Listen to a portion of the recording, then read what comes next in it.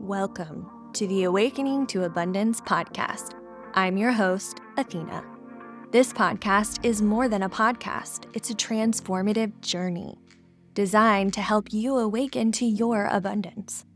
For you to discover what living the fullness of life means to you. As always, we're jumping right in with today's episode. So I'm so excited to have you here, Celeste, on the podcast today. There's so many juicy things to talk about. And then I love the fact that you are going to do a breathwork session for our listeners. That is so generous, and I'm so excited. And I'd love to just hear really about your journey in general, like how you got into breathwork, and if there were other things previous to that that really led you into breathwork.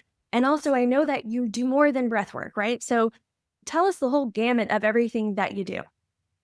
Thank you so much, Athena. I am so excited to be here and share this with you. So I think it was 2018 or 2019, I started meditating on the regular. And I've been a health coach before that was like a term. I was a nutritionist and personal trainer, and people were coming to me for meal plans. I'm a former figure competitor. I've been doing all of this. I think my personal training started in 2007. So it's been like, do the math, a long time. And a yoga instructor. And now I'm a somatic breathwork release practitioner, which is a specific type of breathwork, which we'll get into later, but abundance. So in 2018, I found a 21-day challenge from Deepak Chopra on Spotify. And it was something about abundance. I still use it today, though I have their app. And I love his explanation of the metaphysical and then marrying it with a meaning, giving you a thought to hold and a mantra, and then taking you into silence. And I became really addicted to meditation in this time period because it was a safe place for me when life was chaotic. And I no longer have a chaotic life. And that's something I'm so grateful for. But I had a lot of turmoil, and I was doing everything I thought I could. I was taking care of my body. I was plant-based. I was working out. And then I discovered meditation, and that was an additional practice that really helped me gain control of my mind, gain control of my emotions, become a more coherent being, and believe that in spite of my circumstances, that there was this realm of goodness, of peace, of prosperity that was always available inside of me. I think I was born a spiritual baby. My parents named me Celeste for a reason, but that seemed sometimes inaccessible. And meditation brought me back to like an experience I had had in meditation when I was 19, which made me realize that God and the infinite and spirit was not outside of me. In fact, it was all inside of me. And that no matter what, I was unconditionally loved and accepted just as I am. And then I think we go through life, and life wears on that, and it challenges us. And that essence, that tangible substance that I'd come into contact with wasn't always with me. And when I was meditating, it was just accessible. I could find that there is this place inside of me that is all of these beautiful things that I know and love and need and believe. And it made me believe more and more in abundance, in infinite possibilities, in being able to release the past and face fear and look at the unknown with the idea that could be a playground instead of something that's terrifying. Yeah. You said when you were 19, you had this beautiful experience of finding the oneness inside of you, that it's here. It's not out here, right? Then you kind of alluded to maybe a little bit of a break. Was there a break? Or was it just not as often that you were meditating or feeling the connection as strongly as you were when you were 19 until like 2018-ish? I've wanted to share this. So I married into the ministry, and I went from someone who was delighted to engage with God as I understood this free spirit and Holy Spirit to be, dancing around in the back to someone that was made to sit on the front row and act a certain way and be a certain way. And maybe it's not all like this, but there's a lot that is not okay in the front row with the people that are there. And there's a lot of control and there's a lot of manipulation and there's a lot of things that aren't said. And God, it was so disheartening to come from what I thought was this really beautiful life. I went to Bible school, and that's where I met my first husband. And it was kind of a radical Bible school at the time. They were just bringing in speakers from all over the world that had different gifts, like healing or seeing the future or things like this. We've got all kinds of different words, whether you use like a religious structure language or whether you use clairvoyant, you could say a prophet or you could say clairvoyant. Like the gifts are the same. It's the culture that you're in. And so I went from free spirit to immersed in this culture, and I saw a lot of hypocrisy, and it really like stole my joy.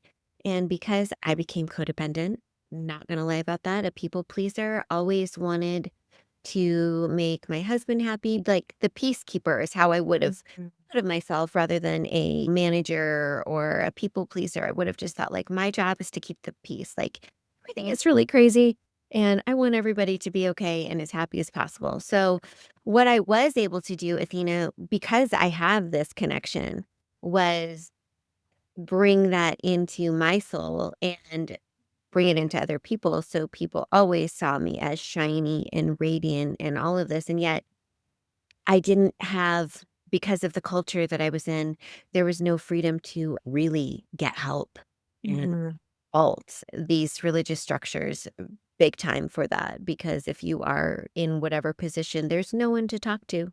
And God forbid that everything is like falling apart on the inside. But that was the truth.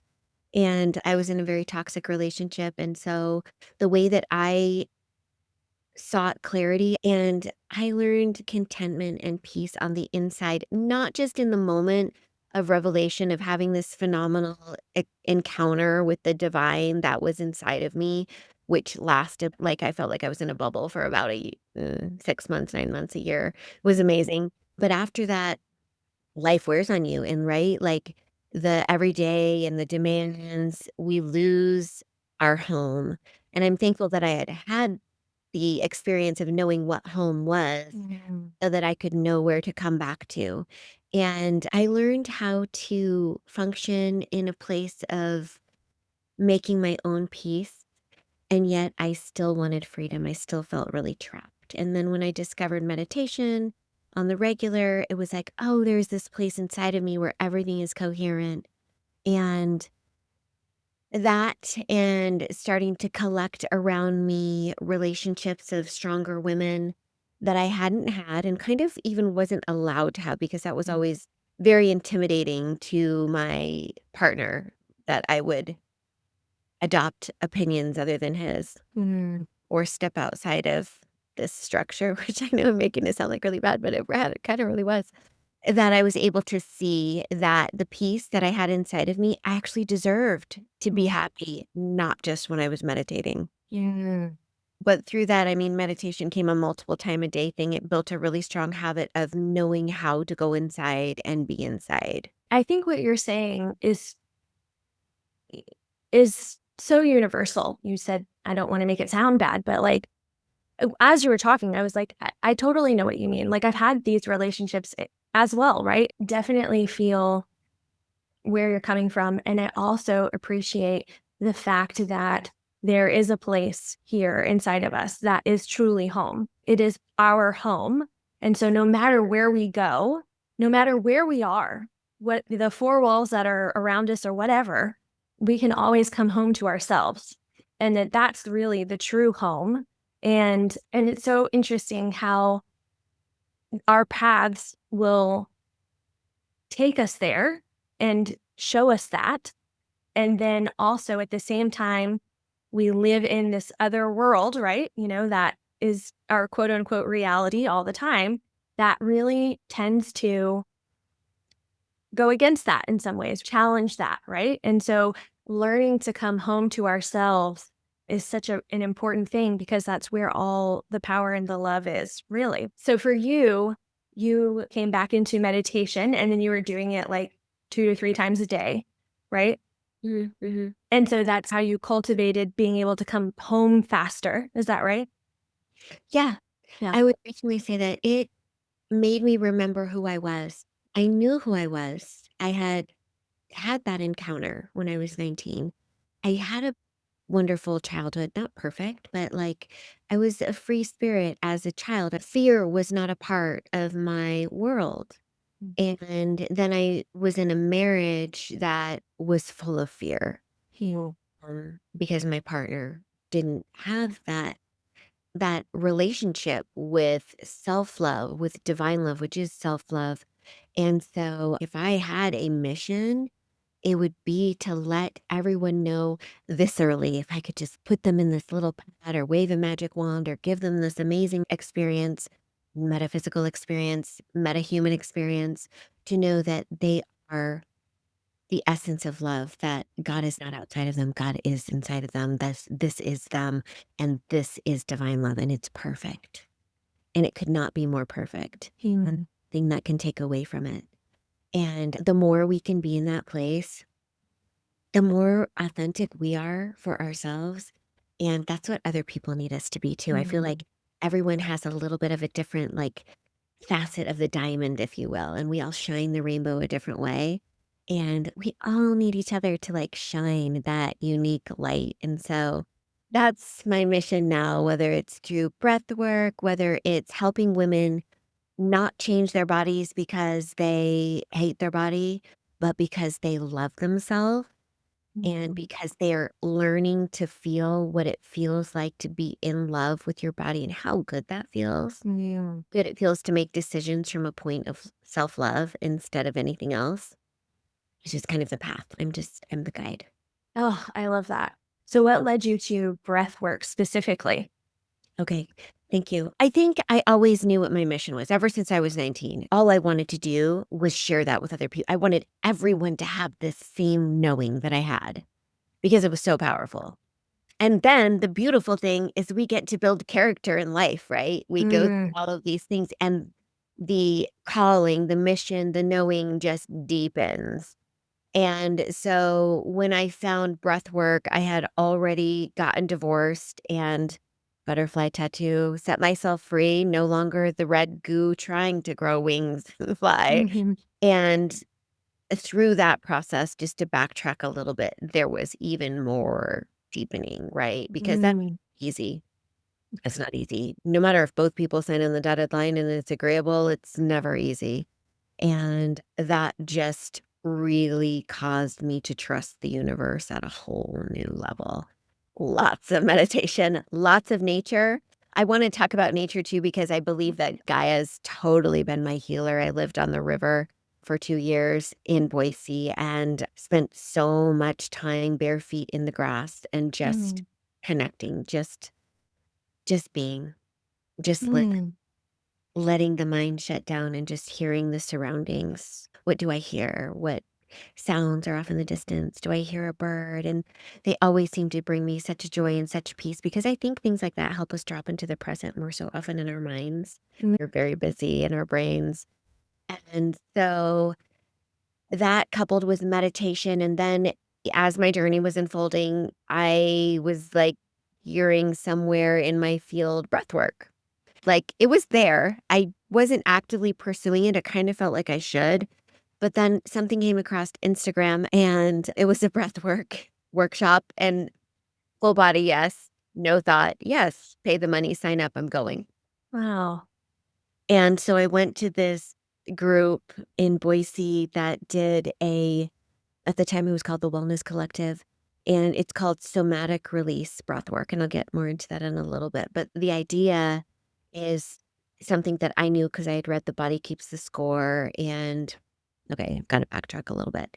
Toward the end of my marriage, I was definitely walking on eggshells. There was a lot of stress in the household and in my body. And I could feel that my body was holding all this energy. And all of the things that I did, like being plant-based, like working out, like now meditating, didn't alleviate these moments, which were a lot where I was in fight, flight, flee, or fawn. And I could feel this in my body. And being super sensitive, I didn't like the way that felt. It was scary.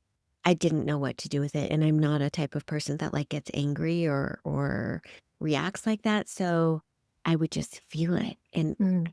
not like that. And I knew it was trapped in my DNA, that the body keeps memories, that these things need to somehow get out. How do I get them out? And breath work is the magical path of release, I've just got to say. Better than Mm. therapy. I mean, I was doing all the other things too, but it's essentially like what gives us life, right? We're born with a breath. We leave this type of existence with our last breath. And the breath is our witness to Mm. all the joy, to all the pain, to all the fear.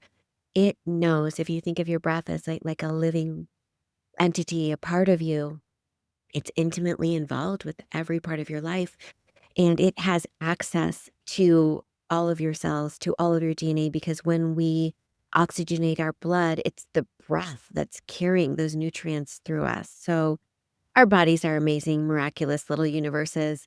And when I did this somatic release breathwork session, I went all in. Let's just say that. That's kind of my personality. I'm like, okay, if you're going to get out of this what you put in, I'm all in. I want to release as much stored toxic energy as possible. I had a lot of emotional releases. I didn't try and identify what they were.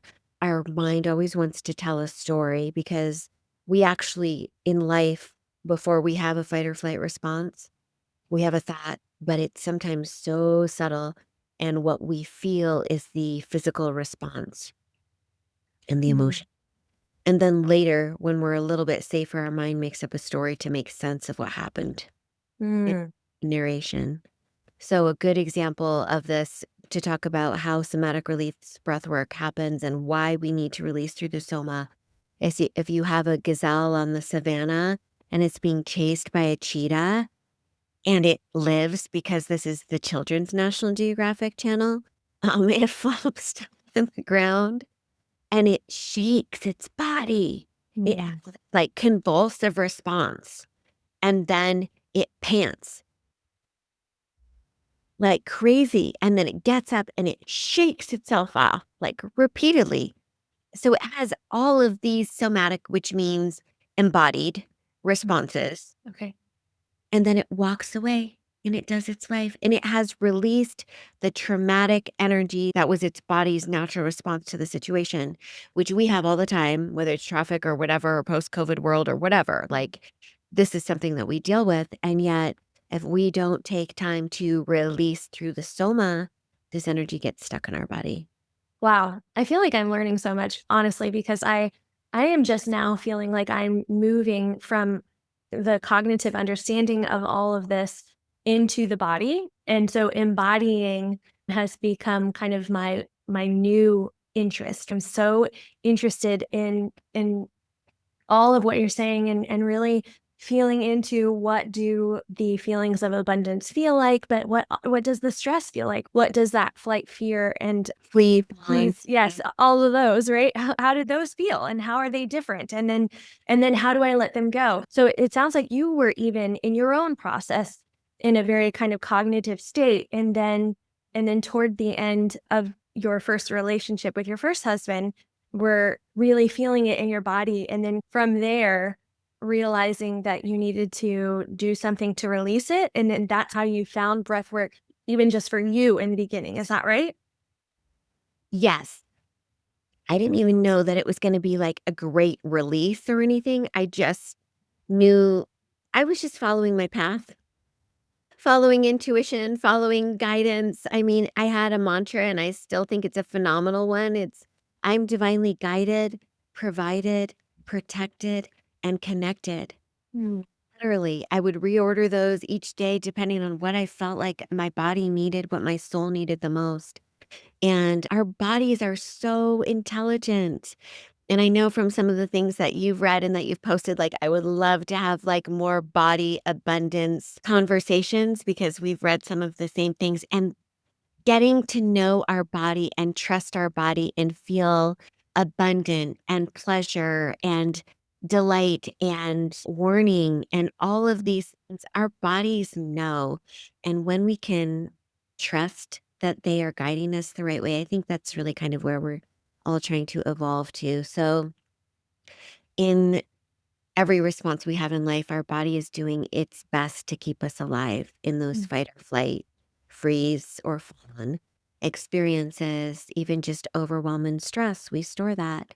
And so somatic release breathwork gives us an opportunity to disconnect from the mind, follow the breath, and release. And so then I found somatic release breathwork, experienced it, continued to go to these workshops. But even after the first one, I went right down the bunny trail that night on Instagram until I saw a video of the woman who gave the class giving a testimonial about what this was like for her. And I was like, I must do this. I must add this. I didn't even think add to my cadre of like holistic healing skills. It was just like, this was so powerful for me. I came out of that and was in love with everyone in the room and just thought we should all be forever friends and just like hang out forever. It was just so freeing. I love that. So your time on the river, you mentioned that you really included nature and everything that you were doing and healing with, right? And so do you think that connecting with nature every single day and really using your senses to do that, because you mentioned earlier to hear, the birds and to feel the grass on your feet and stuff like that. Do you think that was also part of your progression of embodiment? Ooh, that's a good question. Yeah, I do. And again, I feel like we're all born that way. That was part of my upbringing. My parents were kind of hippies. I didn't have to wear clothes when I was little. I like could run around and bare feet in the grass. And I grew up in Colorado. My dad had this practice of saying like we'd hike and be like, okay, be quiet. Okay, what's the farthest thing you can hear? And so I already had an ear to listen to what it sounds like when the wind moves through the pine trees. Mm. And yet, being blessed with all of this doesn't mean that we can't lose it in any moment or be disconnected from ourselves. And so the reconnection, the rehoming, the coming home to myself, the embodying who I am on this planet to be, which was also part of the reason I got divorced, because I'm like, I can't. I have a life to live and I can't do this anymore. Like, listen, I've heard you get 2 lives. And the second one starts when you realize you only have one. And I think that's when you get serious and you realize life is precious and you have to live it to your fullest. And so, yes, part of my healing process 100% was nature, was a lot of earthing. I have earth runners. There are these shoes with these copper things in the bottom. So you're always connected to the vibration of the earth. Definitely get some. You're walking. I mean, you live in a place where you could probably wear sandals all the time. I hate shoes. They're great because you're always then connected to the electrons of the earth. Cold plunges, all of the things, and then just being silent. Deepak talks about communing with the abundance of nature because nature is never in lack. Mm. And that is really a place to go to see that everything is always working out, is exactly as it should be.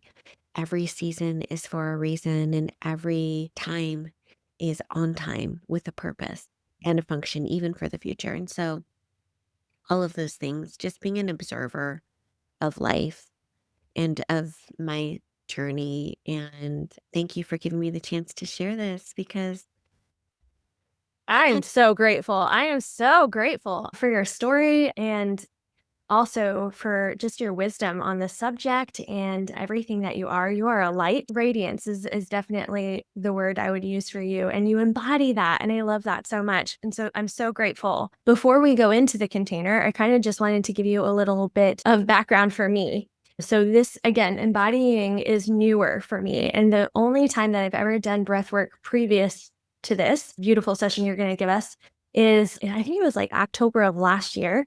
And I was in a big group of people.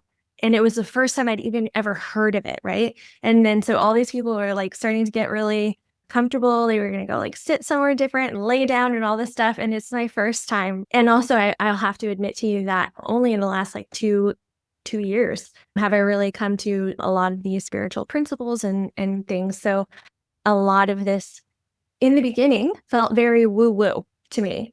And so here I am, I'm surrounded by like 75 people and they're all going to go into this breath work. And I'm just like, and very nervous. And I'm just like, I have no idea what we're going to do. We're just going to breathe. We're just going to breathe. This is fun. I can breathe. I can do that. I can breathe.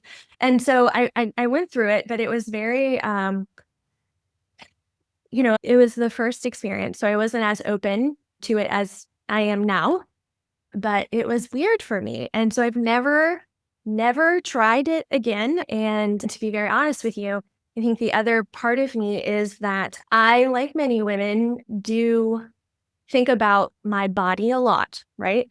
And so I think, especially when I was surrounded by those 75 people, a little part of me was like, I have tighter clothes on. You want me to breathe? Like, I don't even know if I can fully breathe in this outfit, like, and then also I was like, I am one of those people who is so conscious or cognizant of, and I'm working on this, as many women are, of how I look, that without even knowing it, oftentimes I have my stomach kind of sucked in, right? A lot of us do this where we're just keeping ourselves, sucked in, and this kind of develops in childhood, right? So we're unconsciously doing it. And so that's why when I go into meditation and I lead others in meditation, I even say like, release your stomach because most likely you guys are doing it. And so the idea of breath work and just fully releasing my body because of all the stuff I've got still up here about my body. And that's why I love your work so much, because you do it all. You talk with women about their bodies and learning to love themselves fully, and then also using breath work to embody it and like make them feel that love, right? So I'm just letting you know, I am definitely one of your people that you're talking to. And again, that's why I'm so thankful for myself that you're here and you're going to do this session, but also obviously sharing it with many other women who I'm sure feel a lot like me. That is so great. And thank you for sharing that. And thank you for your vulnerability and for your willingness to try this again, because I feel like everybody needs to try it at least twice. I gave a Mhm. private session to a friend recently who was going through some really heavy stuff. And the first time she's like, how am I doing this? Am I doing it right? Am I like, what is other people doing? Can I make noise? I think I do. I don't like just all of the things, all of these self-conscious things that, dude, even if you're in a room by yourself, you can be self-conscious of. So Mhm. forget about even being like in a group of people. This is an opportunity, yes, for your audience to experience it in a totally safe environment and come back to it as much as they want. And so it's going to be great. And this is just a taste. This is called like a reset Mm. versus a whole workshop that I do, which is an hour long. This is going to be closer to 20 minutes. But this can be used at any time. And I want to encourage people to feel into it. And I say that with the most sincere, heartfelt vulnerability for you, is because we all store emotion. I mean, I have emotion coming up right now, and there's nothing particularly wrong, right? But life elicits this from us, and we don't go through life, even if we do wear our emotions on our sleeves, we don't go through life always expressing, nor do we necessarily know how to comfort and soothe ourselves and take care of ourselves and honor our emotions and honor and validate what we're feeling all the time, even if it makes no sense. Because let's get real, emotions can be very irrational, and they're Indeed. not something we always need to base like any decision on. Nevertheless, emotion is energy in motion. Mm. And if it doesn't get a chance to flow through, it gets stuck and it can cause confusion, stress, discomfort, distress, even dis-ease. So, as just part of a like healthy self-love practice, give yourself a chance to release. Thank you for listening to this podcast episode and being part of this community. I want to hear from you. Did something resonate with you in this episode? Are you experiencing awakenings or synchronicities in your life? Email me at podcast@abundancewithathena.com or DM me on Instagram at abundancewithathena and share with me your stories. And until next time, keep awakening to the abundance that's always within you.